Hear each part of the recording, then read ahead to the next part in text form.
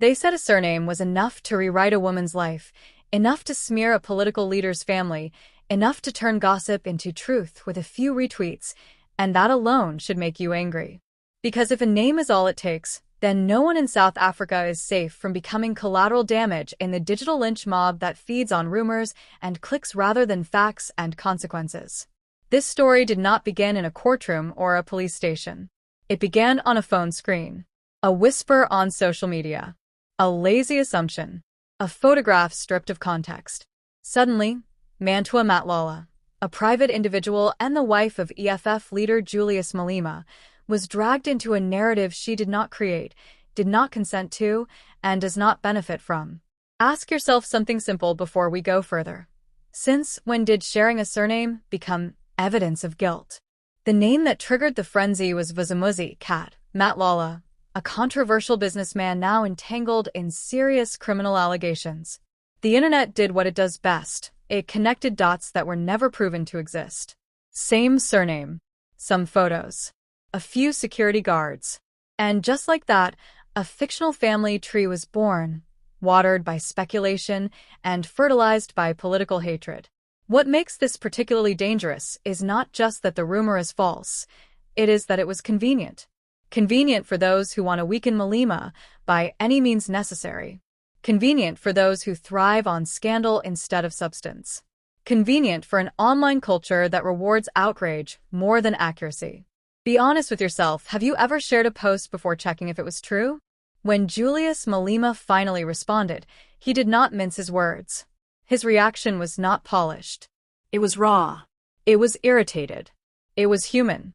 Standing after casting his vote in a Limpopo by-election, he dismissed the rumors with a level of contempt that signaled just how absurd he found them.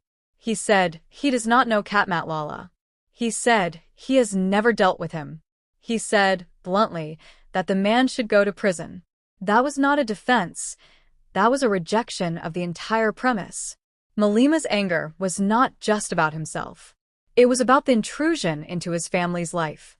Because no matter how powerful a politician is, dragging their spouse into baseless accusations crosses a line that should concern everyone.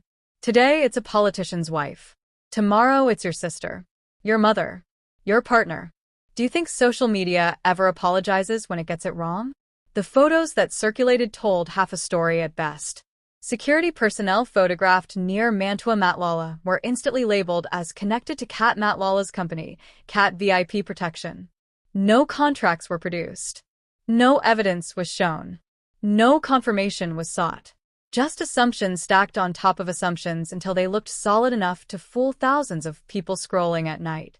This is how misinformation works in the modern age. It doesn't need proof. It needs speed. It needs emotion. It needs a villain.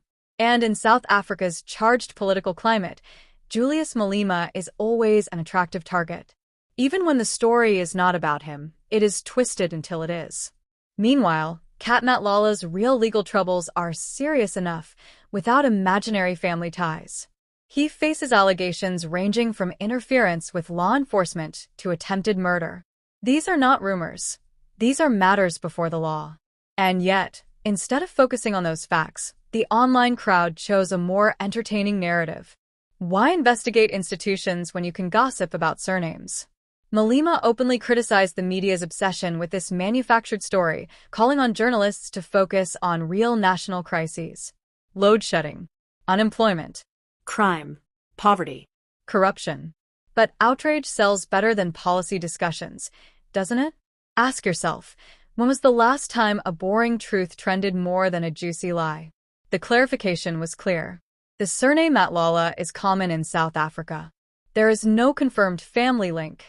No business partnership. No professional association. Nothing. And yet, the damage of the rumor cannot simply be undone by facts. Because lies spread faster than corrections, and screenshots travel further than truth. What we are really witnessing here is not just a smear campaign, but a warning sign of how quickly private individuals can be weaponized in political battles. Mantwa Matlala did not seek public office. She did not sign up to be interrogated by strangers online. Yet she became a pawn in a digital war she never volunteered for. Does that sound like justice to you? This episode exposes something deeply uncomfortable about our society. We demand accountability from leaders, but we abandon accountability when we post. We condemn corruption, but we casually participate in character assassination. We want ethical leadership, yet we tolerate unethical behavior from ourselves as long as it entertains us. Analysts have since stressed the importance of separating verified facts from online fiction. But let's be honest, that warning has been issued countless times before. The problem is not lack of information. The problem is lack of restraint. People know better. They just choose not to care. Malema's denial was not dramatic. It was definitive. And the absence of any evidence supporting the rumors should have ended the discussion immediately. Instead, the story lingered, mutated, and spread. Proof that once misinformation is released, it no longer belongs to its creator. Think about how easily reputations are now destroyed. No court. No trial. No defense. Just a timeline, a comment section, and a verdict delivered by strangers who will never face consequences. Would you want your family judged that way? This situation also highlights the hypocrisy of political discourse. Those who claim to defend morality had no problem dragging an uninvolved woman into controversy. Those who preach respect for families showed none. The outrage was selective, and the silence afterward was loud. As the dust settles, one thing remains clear. There is no evidence linking Mantwa Matlala to Vusimuzi Matlala. None. And yet, the rumor achieved its purpose: distraction, damage, and division. The question is not whether Malema told the truth. The question is why so many people were willing to believe the lie. This is not just about the EFF. It is not just about Malema. It is about the culture we are building online. A culture where rumors outrun responsibility. A culture where private lives are public property. A culture where correction never trends as hard as accusation. So here is a simple question for you. Should politicians' families be fair game for unverified claims? Another one. If a rumor fits your political bias, do you question it less? And one more. Who benefits when we argue about gossip instead of governance? Because while South Africans argue over surnames, real power continues unchecked. While timelines burn, institutions remain unexamined. While outrage is misdirected, accountability slips quietly out the back door. This story should make you uncomfortable. Not because of what Malema said, but because of how easily a lie almost became a truth. And if that does not worry you, then the next rumor won't either, until it has your name in it. Think about that. Share your thoughts. And ask yourself one last thing.